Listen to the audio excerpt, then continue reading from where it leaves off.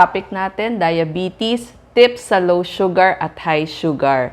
Ang diabetes ay kung saan ang insulin o ito yung escort ng glucose. Glucose na galing sa carbohydrates, dapat pupunta sa dugo pagkakain natin. At pupunta sa selula para may pagkain yung selula natin. Pag walang insulin, galing sa lapay o sa pancreas o hindi efficient yung inyong insulin, ang mangyayari, yung glucose nasa dugo lamang.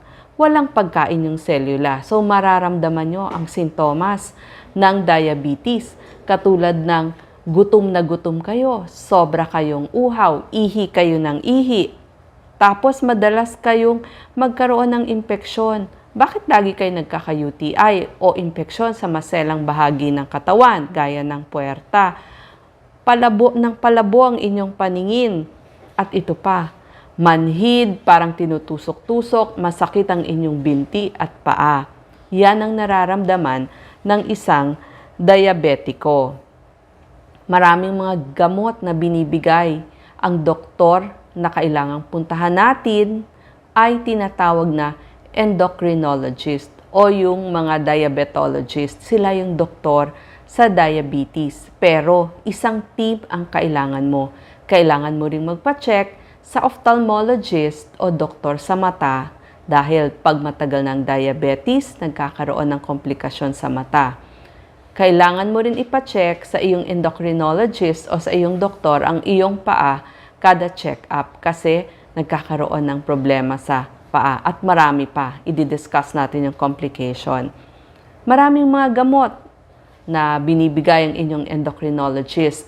Sila na lang po ang magpapaliwanag. So, dyan nyo kinakailangan ang mga payo ng inyong doktor. So, dito nyo naririnig yung mga metformin, sulfonylureas, acarbose, yung mga nag-e-end sa glitazones, leptin, flozin, at syempre, yung nabigyan na ng insulin. At meron ding mga combination. Kapag umiinom na kayo ng gamot, or nag-i-inject na kayo ng inyong insulin, nangyayari din ang pagkakaroon ng low sugar at high sugar. Unahin natin ang low sugar. Kapag nagkaroon kayo ng mga ganitong sintomas, bakit gutom na gutom kayo? Pawis na pawis kayo. Hindi lamang to sa pasyente. Kung meron kayong kasama sa bahay, pamilya, kaopisina, tignan nyo rin ang inyong kasama na diabetic, baka nararamdaman niya ang pagiging gutom, pinagpapawisan, nanginginig, parang ninenervyos na siya, irritable, mainit yung kanyang ulo, pero parang lutang or kaya sasabihin niya masakit yung ulo niya. Ang dahilan, baka konti ang kinain, napasobra ang inject ng insulin, or napasobra ang kanyang ehersisyo, at yung mga umiinom ng alak. Ano ang ibibigay ninyo na pag emergency na? Or bago dumating ang emergency, pwede niyong bigyan ng kalahating tasa ng fruit juice or kaya ay kalahating tasa ng soft drinks. Hindi kailangan dito yung diet. Pwedeng regular soft drinks. Pwede rin isang kutsarang asukal or honey or candies. Example ng candies, pag sa Amerika, binibigay nila 6 na pirasong lifesaver. So tayo, kung ano yung makita natin sa table. Mga 3 hanggang 6 na pirasong candies. At after 30 minutes, pwede nyo nang pakainin. Kung umokay na siya, pwede nyo nang pakainin ng half sandwich, katulad ng cheese sandwich or peanut butter sandwich. At bigyan nyo na rin ng isang basong gatas. Kung meron kayong low-fat milk or skim milk, na pwede rin yon. Ang high blood sugar naman ay pwede ring mangyari sa mga diabetic. So, kailangang i-check palagi ang blood sugar kapag ang isang diabetic ay may sakit dahil nai-stress yung katawan nila kapag sila ay may sakit. Ito ang sintomas na nararamdaman. Uhaw na uhaw, tuyong-tuyo yung kanilang bibig, mabilis yung hinga nila. Tapos, yung kanilang breath, amoy prutas, parang amoy acetone. May kakaibang breath na maaamoy kayo na galing sa kanilang hininga. Masakit ang ulo at kailangan ng tumawag ng doktor kapag nagsusuka, nagtatae o napakasakit na ng tiyan niya. At kung hindi na umiinom, may lagnat na mataas o mataas sa 240 mg per deciliter ang nakukuhang blood sugar sa kanya. Bakit ba nagkakaroon ng high blood sugar ang isang diabetiko? Maaring hindi niya alam na diabetes pala siya, yung mga hindi nagpapacheck, hindi nakapag-inject ng insulin. Maaring kulang sa pera or nalimutan yung kanyang insulin at kapag nagkaroon ng sakit o impeksyon. Kaya nagkakaroon ng high blood sugar at low blood sugar. So tayong mga kasama ng mga diabetic patient, kailangan mapagmatyag tayo, mapag-obserba dun sa ating mga pasyente. Nakakatulong din ang pagpapacheck sa mga patients. Isama nyo na sa check-up nyo. Di ba may blood test na kayo? Pwede nyo na rin isama yung pag-check ng ketones. Bakit ba kailangang i-check ang ketones dun sa inyong laboratory exam? Kasi kapag kulang ng insulin, gagamitin ng katawan yung fat o taba bilang pagkukunan niya ng energy. So, maglalabas ng ketones yung katawan mo. Doon ka mahihilo, magsusuka. Ano ang kailangang gawin? Dalahin agad ito sa doktor. Ito yung mga pagnakuhanan na napakataas ng sugar. Kasi, maaaring kailangang itaas ang insulin o painumin ng maraming tubig. Pag sa ospital, lalagyan na yan ng swero. Kasi, para hindi na maglabas ng more ketones. Kasi nangyayari nga ketoacidosis. So, kailangan magamot agad yan. Ngayon, tatanungin niyo ako, bakit ba kailangan gamutin ang diabetes? Kasi po, ito ang magandang incentive kung bakit kailangan gamutin ang diabetes.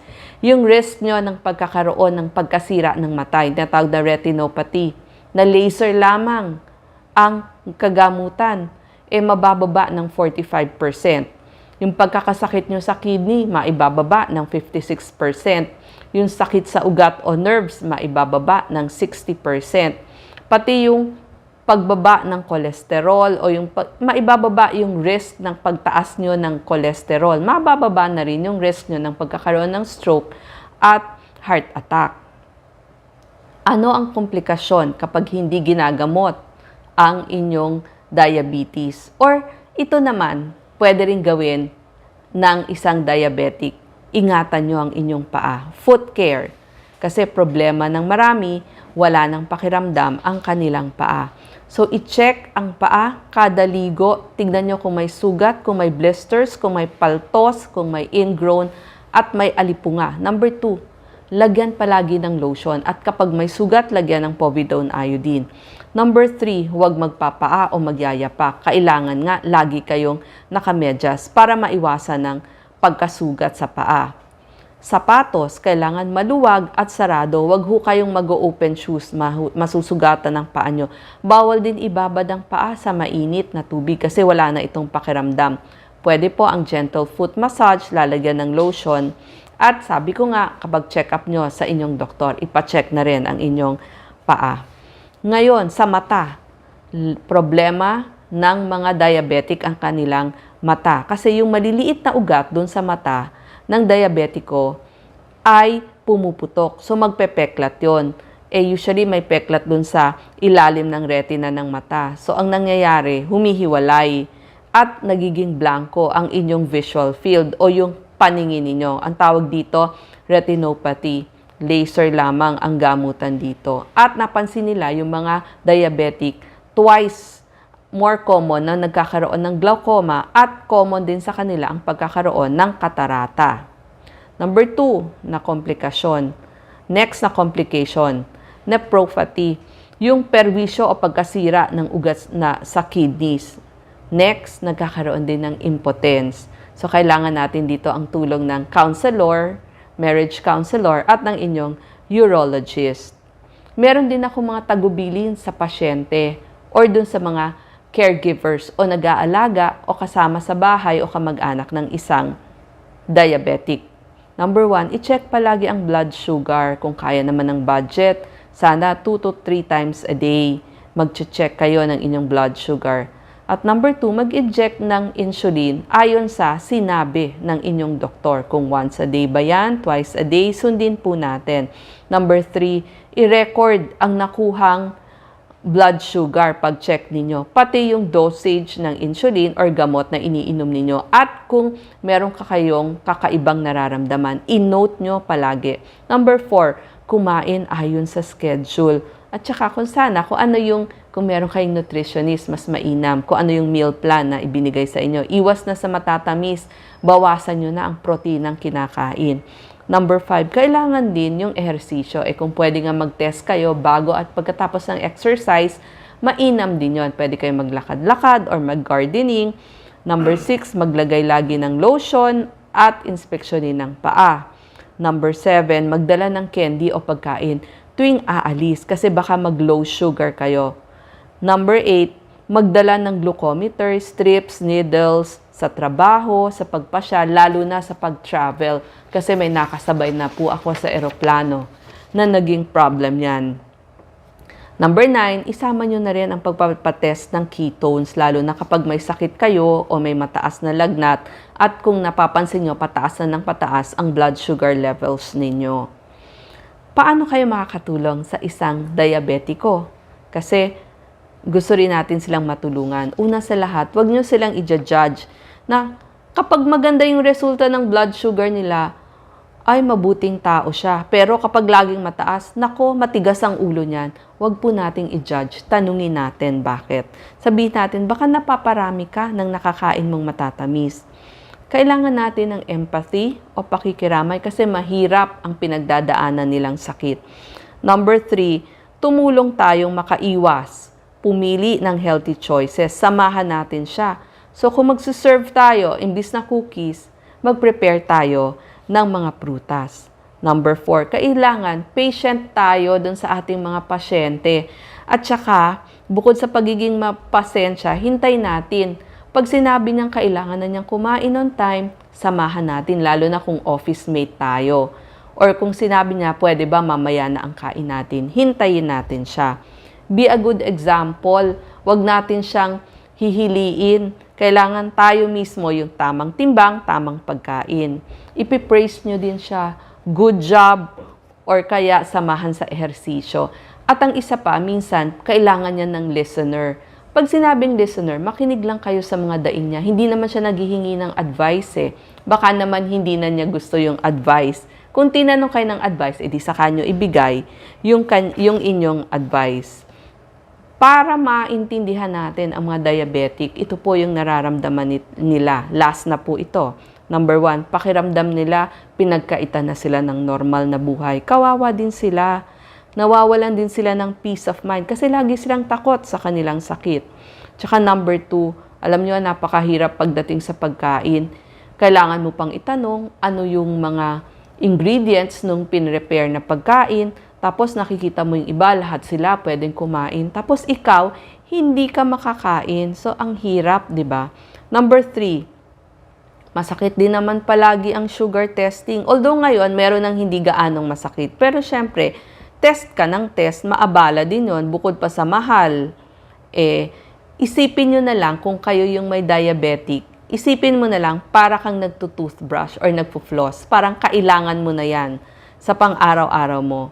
At saka, ngayon, kung meron na kayong para hindi na mapunta sa complication, marami ng access ngayon para ma-educate tayo. So, pwede tayong mag-research. At number 5, kung feeling mo, yung doktor mo, hindi sila connected sa isa't isa, kumuha ka ng isang team ng doctors na nag-uusap-usap para hindi pa iba-iba ang paggamot sa iyo. So ito lang po yung mga tips natin. Sana nakatulong tayo sa mga patients at sa mga kamag-anak ng diabetic. Salamat po.